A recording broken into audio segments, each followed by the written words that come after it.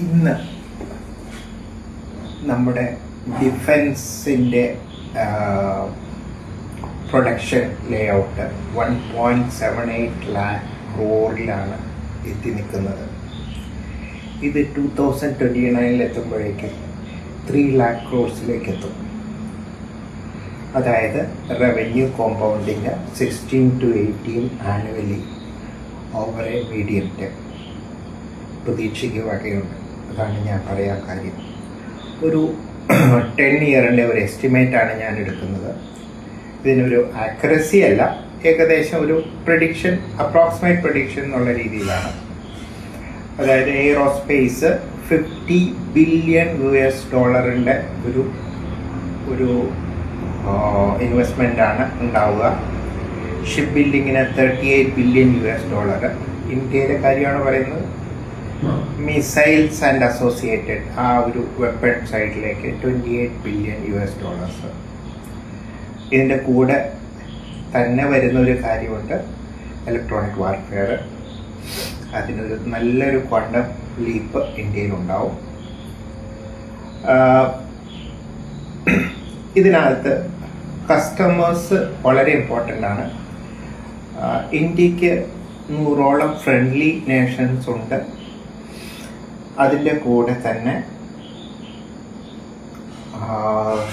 നമ്മുടെ കൊമേഴ്സ്യൽ സെക്ടറിനും ഇതിൽ കോൺട്രിബ്യൂഷൻസ് വരാം.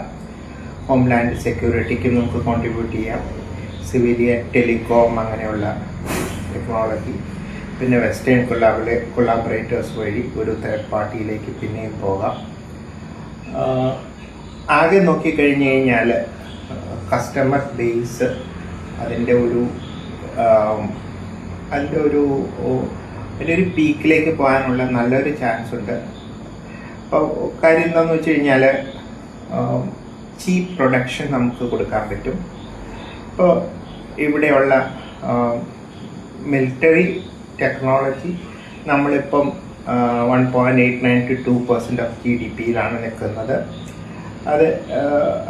അത് ഇൻഡസ്ട്രി മൾട്ടിപ്ലെയർ ആയിട്ട് നോക്കി കഴിഞ്ഞാൽ 2.2 to 2.5 അതായത് ഇൻവെസ്റ്റ്മെൻറ്റിന് പറ്റിയ ഒരു ഏരിയയാണിത്.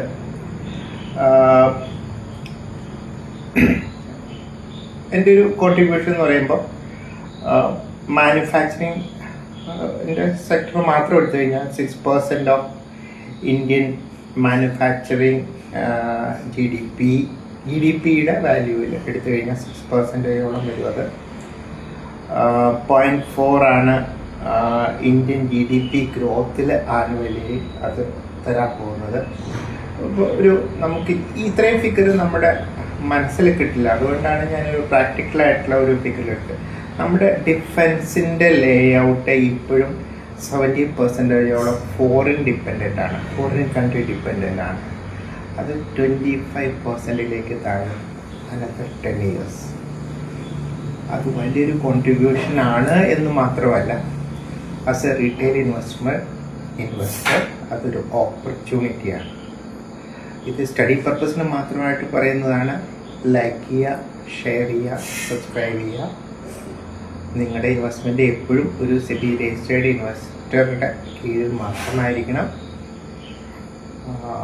വീക്കെൻഡിലെ സ്ട്രാറ്റജിയെ കുറിച്ചിട്ടുള്ള ഒരു ടോക്ക് ഉണ്ടാകും. Thank you.